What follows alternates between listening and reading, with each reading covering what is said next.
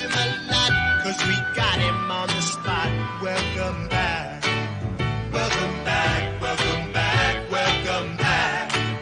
Welcome back. Welcome back. Hello listeners, this is Paula Schaffner and welcome back to On the Spot. This week I'll be looking at the Welcome Back Kotter episode 20, the Telethon. The IMDb summary is Arnold and Mr. Kotter persuade the Sweathogs to hold a telethon for much needed school supplies. This first aired on February 12, 1976. Bob Lehendro directed as usual, but this episode was written by the team of Bo Capral and Pat Proft. Capral was born on December 21st, 1946, so he was only 29 at the time. He was born somewhere in Minnesota, and as of this recording, he's still alive. He has worked as a writer, producer, and actor. He first appeared on The Mary Tyler Moore Show in 1973. He did Love American Style, Chico and the Man, Rockford Files, One Day at a Time, and so on through a few roles in 2005, but his most notable appearance was as Officer Norman Hughes on 7 episodes of Laverne and Shirley, which he also wrote 2 episodes for. He got his start writing 3 episodes of The Jim Stafford Show in 1975. He did 4 episodes of Carol Burnett in 1976. He did the 1977 TV movie A Thanksgiving Reunion with the Partridge Family and My 3 Sons, and he did a few other things for TV on through 96, but this is his only Welcome Back Kotter episode. Pat Proft was even younger, having been born on March 4th, 1947 in Columbia Heights, Minnesota, so I'm guessing they met in Minnesota, and he's also alive as of this recording. He started with 2 episodes of the 1975 revival of the Smothers Brothers Show, and then he teamed up with Capral on the Jim Stafford Show. And they wrote together sometimes, but sometimes without each other. Like Proft co-wrote the infamous Star Wars Holiday Special. He went on to do the Police Academy movie series, the movies Bachelor Party and Real Genius. He wrote the TV show Police Squad, and then went on to do the Naked Gun movies. He also wrote for the Scary Movie series.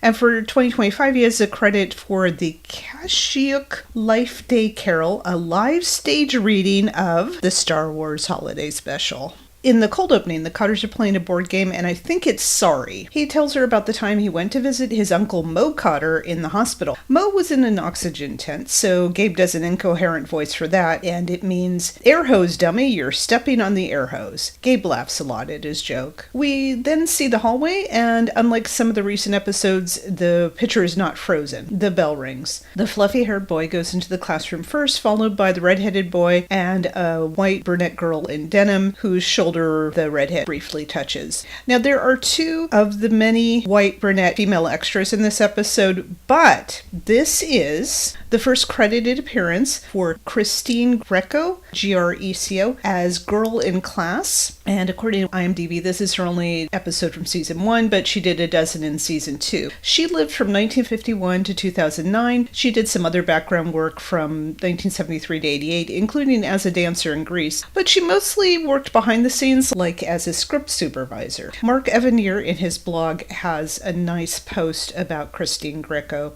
and I have the link below in the description for this podcast.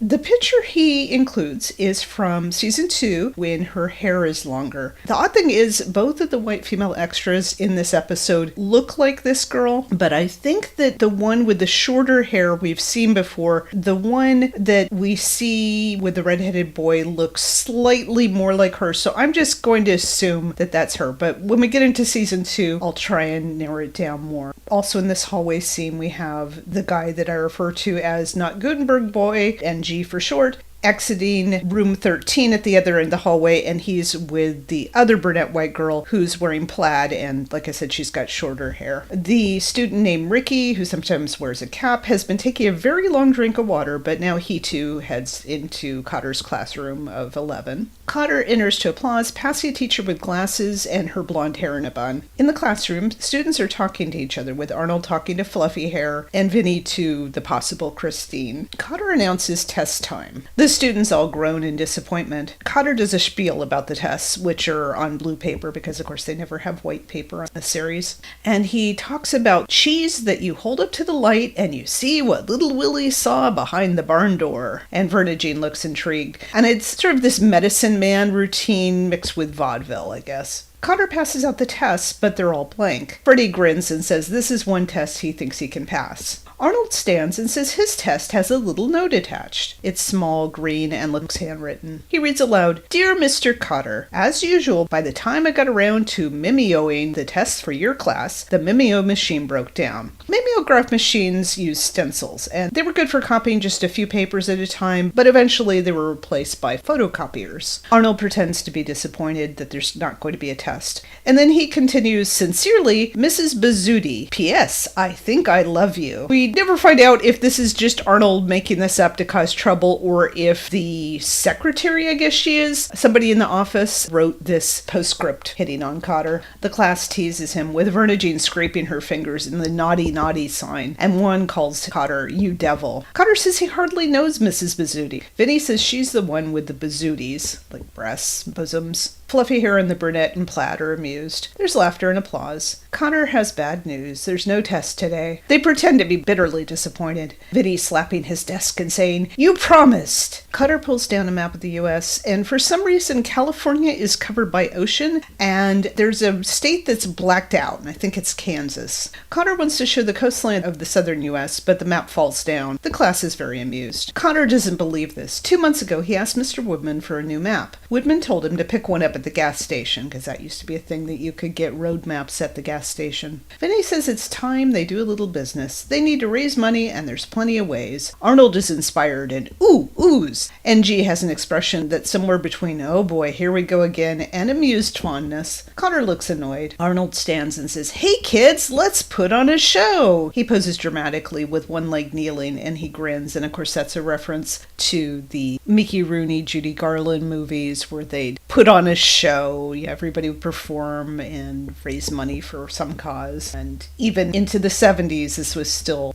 referenced heavily. Freddie suggests a car wash, and he says they can raise a little money on the hubcaps, implying that they're going to steal the hubcaps. Verna Jean thinks they need an idea with a little class. So we are definitely past the point where Verna Jean supports what Freddie says. Vinny says that he can sell kisses. The studio audience squeals and claps, and this is definitely an episode where they are reacting to Vinny and or John Travolta. The girl in plaid shakes her head like, "Oh, that Vinny." Vinny says, "And that's just for openers, so goodness knows what else he was going to sell." Kotter says that's enough. Arnold tries again, and everyone ignores him this time. One's idea is ISB, in-school betting. He says it's about time they got betting off the streets and into the school where it belongs. Verna Jean's laughter looks genuine. The class likes the idea. Kotter bets 5-2 that'll never happen, which Freddie takes. Arnold goes over whispering, "Mr. Kotter, Mr. Kotter." This time he yells his suggestion. There's laughter, applause, and a little whistling.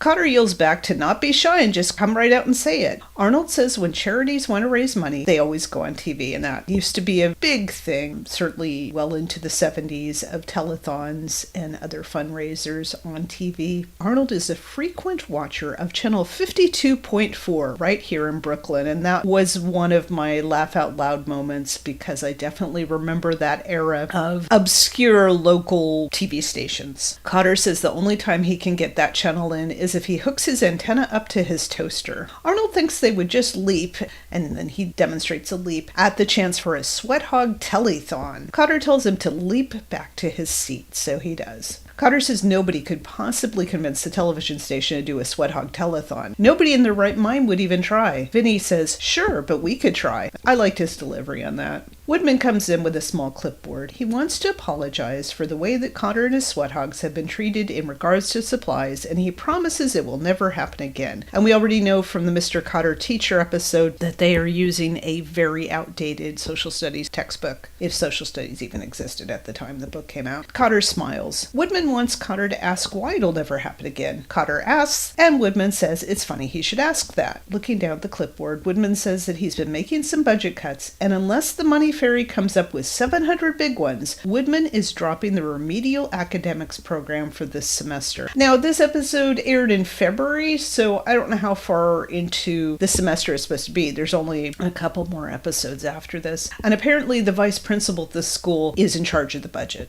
The class objects. Kotter says Woodman can't do that. These kids need this program. They have special problems. Arnold says he knows he's got special problems. Vinny says Woodman can't break them up. They go together, like submarine and Sandwich. That made me think of a song from Grease, which of course John Travolta would be in a couple years later. Woodman says the Sweathogs will be absorbed in the mainstream of the school where they'll never be seen or heard from again. So a very negative view of mainstreaming education. He laughs evilly and exits, despite Kotter calling after him. Juan and Freddie stand and say Woodman can't do that. Arnold asks if Woodman can do that, because he has this thing this season where he says, can he do that or can she do that? Kotter says he can do that. The students are all standing now and looking at Kotter. Vinny says, that's just not fair, man. Kotter is not going to let it happen. He's going to call channel 52.4 if they have a phone. There's a lot of humor in this episode about what a rinky-dink station this is, and convince them into doing a Sweathog telethon. He smiles, kneels like Arnold did, and says, hey kids, let's put on a show. They're enthusiastic. There's applause as we fade to the next scene. This time when we see the hallway, NG is exiting Kotter's classroom. Ricky is walking very close to the plaid girl who's not in plaid, and the redhead and fluffy hair are talking over by the lockers. Kotter is in a different outfit than before, so this must be a different day. That makes sense because he would have had time to call the station and for people to prepare for what's coming up in a little while.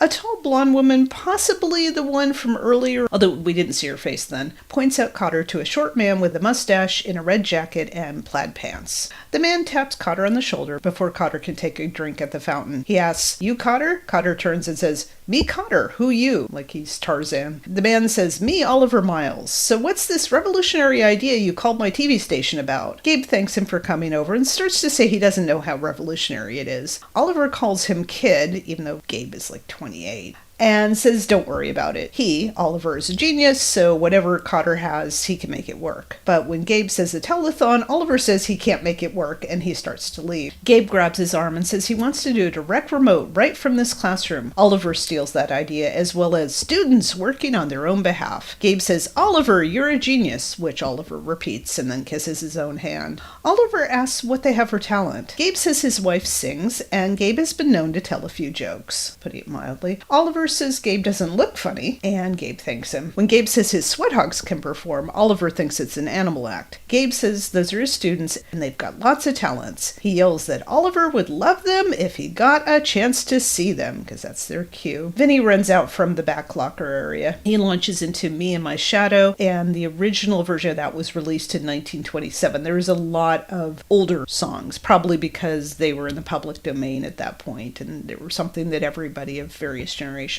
would know. He's followed by Freddie, Arnold, and Juan, each of them doing one line and then disappearing into the middle locker area. Juan, for some reason, does the twist, which the audience really likes. There's a cut to Gabe grinning like Kaplan is amused, while Oliver looks stunned. The four Sweathogs return, all singing and dancing together. Kotter joins in, doing a vaguely posh British accent. The Sweathogs go into the classroom and close the door on him, and then the door opens and he falls into the classroom looking startled. Oliver still looks stunned. It's all very cute and charming. And I'll just mention right now that Oliver Miles is played by Jerry Rano, who frequently wrote for the show with his wife. This is actually his last on-screen appearance. He played first student on a show called Channing in '64. He had 3 different roles on My Three Sons and a handful of other performances. There's applause and a snippet of the theme song as we go to commercial. Now when we see the classroom, there is the Sweathog Telethon tote board over the blackboard. The words goal $700 are on there twice. 3 of the extras, Ricky, the redhead, and the shorter-haired brunette, are moving chairs out of the way. NG is sweeping. Vinny moves the piano, and then Freddie sets the piano seat down. Juan is setting up a red phone on Kotter's desk, while the possible Christine is seated at the desk with a sign that says, call me, 384-9945. And yeah, no area code. There's a cameraman who's got a beard, and he's wearing denim, and he's moving the camera into position. And it is definitely a very simple setup, no lights or anything else. Verna Jean is by the podium in an outfit that's funky, sexy, and stylish all at once. She's got this shiny black top hat, a black sort of leotard with silvery buttons and a shiny collar, and black tights. Here's a picture from a bit later in the scene.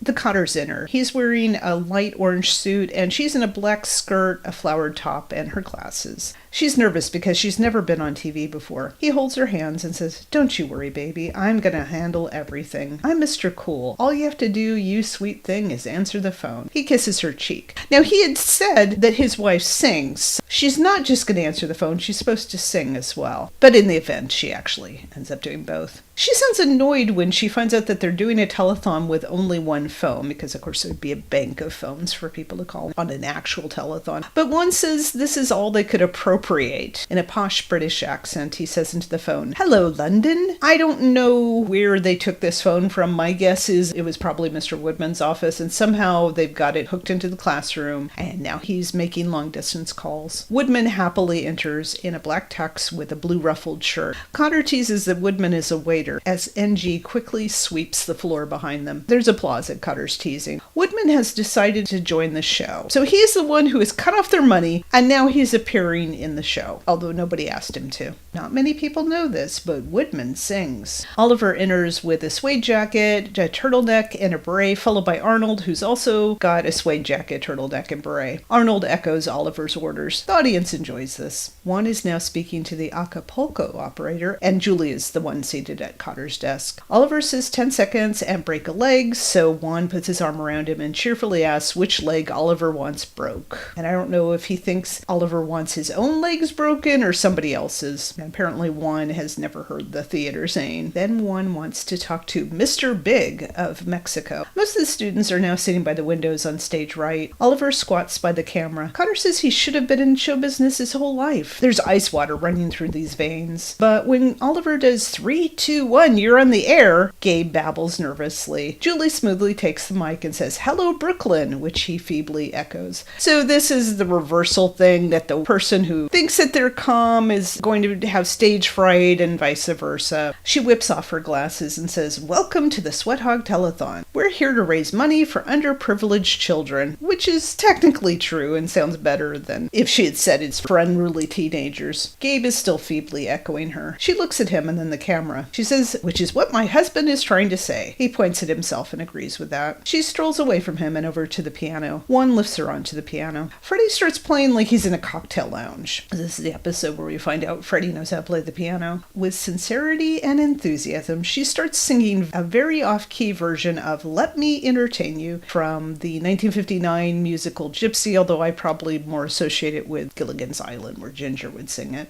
Woodman grabs the mic from her, and the two of them argue over who can sing right now. Oliver gives Gabe a pep talk, including, "You're going out a nobody, but you're coming back a star," which is a cliche going back to at least the 1930s. Kotter pulls himself together enough to go over and tell Woodman to "give it to me later," which is his sort of catchphrase that we first heard on the debate episode. Julie has the mic again, and she gets through another couple of off-key lines. Marcia Strassman could actually sing, and you can hear some of her songs on YouTube, and they seem to be what I would call pleasant hippie pop. Like one is called The Flower Children, and another is The Groovy World of Jack and Jill. But I guess they figured it was funnier to have Julie be a bad singer. I don't remember if Marcia Strassman sings on any other episodes. The four main Sweathogs definitely do. Then Kotter grabs the mic and says she was singing about old and new tricks, because that's one of the lines in Let Me Entertain You. His hand is on her skirt, a bit above her knee, while she tries to get the mic back. Freddie turns and grins cheesily. Gabe pats her shoulder and says she's very versatile, because that's also from the song. Her arms are now crossed. He puts his hand on her leg again. They are definitely physically intimate in a believable married kind of way in season 1, and this is another example of that. Gabe introduces himself in the telethon as the phone rings. Vinny answers, and someone is apparently describing Juan. Somebody will pay money to see his face. So as Kotter further explains the telethon, Juan gets on camera, showing off his muscles and rolling his tongue around in his open mouth. Vinny says Juan is in the clear. The lady says he's not the one who snatched her purse. Juan does an okay sign, and Kotter pushes him aside. Kotter, now with more confidence, says they'll have a break for station identification, and I doubt that they're a commercial, so he can't say anything about the sponsors. Woodman says that now that Kotter is himself again, he wants Kotter to introduce him. He says he's not using his first name, Michael, which I think we first heard in the Mr. Kotter teacher episode. He goes by just Woodman. Kotter tells him later, and Oliver leads Woodman off. off. Kotter goes over to Tote Girl Vernagine, and by the way, this is the 11th Vernagine episode. She looks at a clipboard, then irritably says, "So far, they haven't made a plug nickel." Then she mouths something, smiles, and winks. So she's kind of flirting with the camera. Kotter says the audience is probably just waiting for the entertainment to start, which is an insult of his wife. He refers to the boy you just met, the Puerto Rican Jewish madcap, Juan Epstein. Juan runs in, now wearing a white outfit. I guess it's supposed to be Jamaican, and he's got a flowered white hat. He's carrying bongos. There's applause. He kneels and does a little of Deo to the delight of Ricky. He tells somebody named Murray he's on the tube and calls Murray a sucker who owes Juan $5. I'm assuming that this is not the Murray that we will meet later in the series, but I just thought it was an interesting use of that name. There's a cut to Vernagine rolling her eyes and laughing like Vernee Watson didn't know she'd be on camera. Kotter leads Juan off as Oliver gestures the camera to go over to Freddie at the piano. Freddie plays a bit more of his cocktail bar style,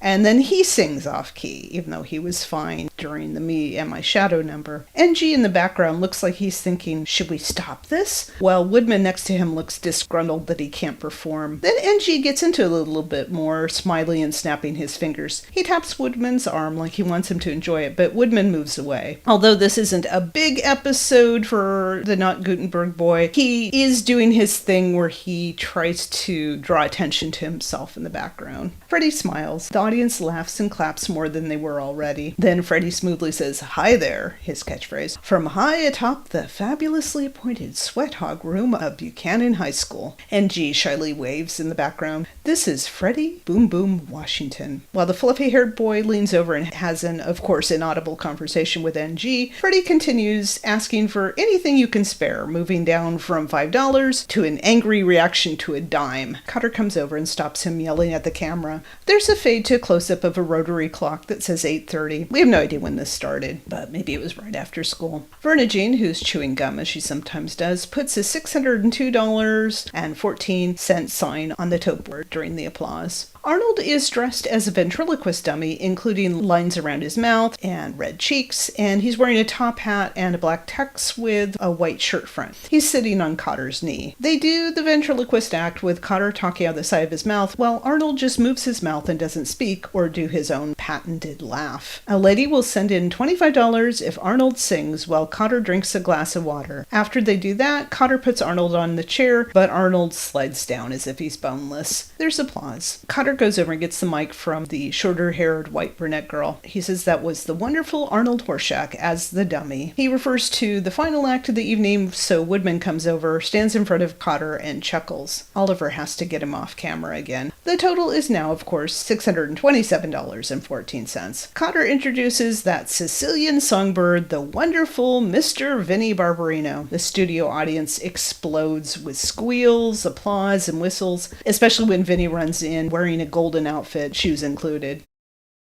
He lets the reaction die down a little, and then he launches into his Barbarino song, which we first heard in the episode that introduced Bambi. We can see some of his classmates grooving in the background. It lasts about 40 seconds this time, and then there's more audience reaction, partially obscuring Kotter saying that that was wonderful, Vinnie Barbarino with the Barbarino song. Meanwhile, NG hands Kotter pledges with urgency, like, oh, you've got to see these. So Kotter now loosens his tie, because that was the thing on telethons, that they get so late and the host starts to loosen his tie because it's getting serious now, and he reads the pledges. There's a $5 pledge from the Elite Pool Room, a nice place to bring the whole family. After seeing the ventriloquist number, the drunks at Harry's bar have pledged to quit drinking. There's a $15 pledge from Our Lady of Spain Accordion School, because that is the stereotypical accordion song, Lady of Spain. Kotter says they're almost out of time. Vernagine brings over the grand total and tells Gabesy, which was Bambi's nickname if you recall, the class teased him about that, but I guess she thinks it sounds more show busy. Vernagine tells Gabesy that the total is $678. I guess somebody pledged 86 cents with one of their pledges, and that rounded that off. The Sweathogs are happy, but Kotter, going into an exhausted telethon host voice, says that's not enough. They're $22 short. He makes a plea to teachers who have normal students. He calls Epstein over, so Juan again makes muscles and rolls his tongue in his open mouth, as Gabe asks the teachers how they'd like to walk into their classroom at 9 every morning and take a look at this. And we already know from other episodes that the school day starts at 9. Then Kotter calls over Washington, who smiles and says, "Hi there." Kotter asks how many times Washington has said "hi there" this month. Freddie starts to count on his fingers, then he puts an arm around Kotter and again says, "Hi there." So this definitely is a point where they've got their catchphrases and they are aware of them. Kotter says "bye there" and tries to get Freddie off camera, but Freddie first has to say hi to his brother Leroy, which made me wonder how many siblings he has, because we already heard about his brother in the pilot with the Lincoln Douglas debate joke, and of course he has at least one sister. Kotter calls over Horshack, who blows a kiss at the camera. He has him demonstrate "ooh, ooh," and his laugh. Arnold blows another kiss as Kotter pushes him off and calls over Barbarino. There's squeals and whistles at Vinny's return, so they are definitely playing up the teen idol thing in this episode. Vinny does his what-where routine, but with only 3 whats. So apparently Kotter figures normal teachers should give money to this class and be grateful that they don't have these awful students that Kotter has. It's just sort of an odd approach. The phone rings. Julie brings it over to Gabe, saying the nutty lady on the phone will send in the $22 if Gabe will sing like he did when he was a little boy. Gabe glares at the camera and asks Ma how she can do this to him. So I wasn't sure if his mother was still alive. Apparently she is. Julie says his mother is waiting. Everyone insists, and Kotter resists. When he gives in, he says he's going to make a fool out of himself in front of a whole borough. It's not like everybody in Brooklyn is watching this show all tuning in with their toasters. He sings a short version of Shoe Fly Pie and Apple Pan Dowdy, which is from 1945. Julie says Gabe's mom is sending the $22. Everyone is very happy. Gabe tries to sign off, but Woodman jumps in front of the crowd, and with a cigarette in one hand and doing a Sinatra pose, he starts to sing a little bit of My Way. Kotter tells him to give it to him later and drags him into the dark hallway. The fluffy-haired boy holds the door open, and Verna Jean and NG wave bye-bye. Very big goodbye waves. Woodman is still singing, even as Kotter drags him down the hallway, and it looks like there are 4 spotlights on the floor, so it's nicely presented. There's applause and a snippet of the theme song as we fade out. In the tag, the Kotters are cuddling and holding hands on the couch while his other hand is on her hair. So, like I said, this is a physically demonstrative episode. I think he's in the same orange slacks from the telethon, but she's now wearing plaid and denim. He calls her Julie Baby and asks if he ever told her about his Uncle Ben. She asks if Uncle Ben made rice, which the audience really likes. And so not only is this one of these product references on the show, but it shows, even though Julie isn't getting full jokes to the extent that Gabe does, she is getting more humorous lines than she did before the Follow the Leader episode, where she wanted to change that.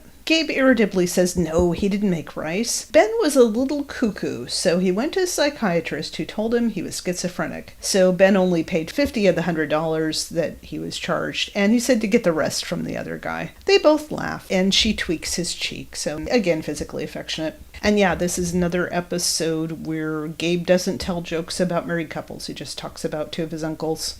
Like I said last time, this is an episode I remember more than some of the others. I didn't remember every detail, but I mostly associated this episode with Vinny doing the reprise of the Barbarino song, and more of a production number here, with a fancier costume and so on. Each episode, I choose a head of the class, not necessarily a student, who is most memorable, or their arc was the best, or I just most enjoyed them. I would have to go with Vinny, because he does do this show-stopping number and the audience reacts so much, but I also liked his delivery on some of his lines, and he was just generally the standout for this episode. I also give each episode a letter grade, like in a classroom, so F- to A+.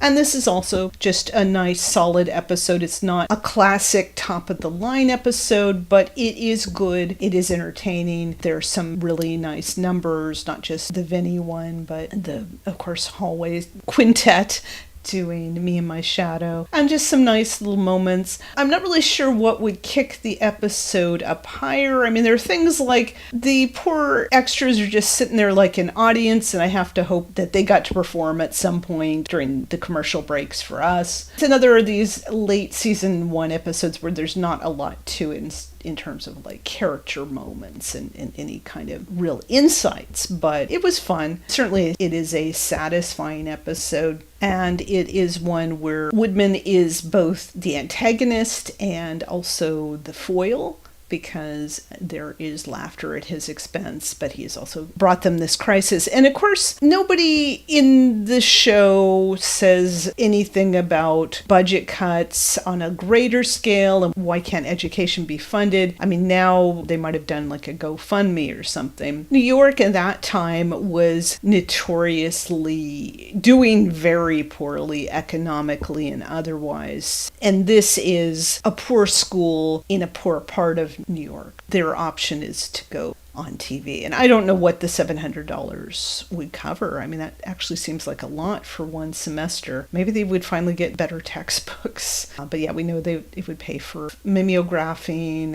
and a new classroom map and maybe some other stuff. At least they have that nice clock on the wall. And this is an episode where we definitely see that Arnold is the classic film fan beyond everybody else. And he takes a lesson from it and actually works. You know, they put on a show. I think Jerry Rano does fine as Oliver Miles. I have to say, there are not a lot of really amazing guest shots in season 1. A few that I have enjoyed, but in general, it's mostly that core cast of from 6 or 7 to 10, depending on how you count Rosalie and Verna Jean. He does fine. I think the fact that Jerry Rano was both an actor and a behind-the-scenes kind of person, I don't know if he was parodying a certain kind of producer kind of character that is in turn parodied by Ron Palillo. But it is interesting to see what he looks like and that he was kind of a little guy with a mustache. I didn't really have a specific image in my mind, but there you go. Next time I'll be looking at the penultimate episode of season 1, Kotter Makes Good, and I have no memory of what that title means. It's not like the telethon where it's an obvious thing, so we will see what that turns out to be.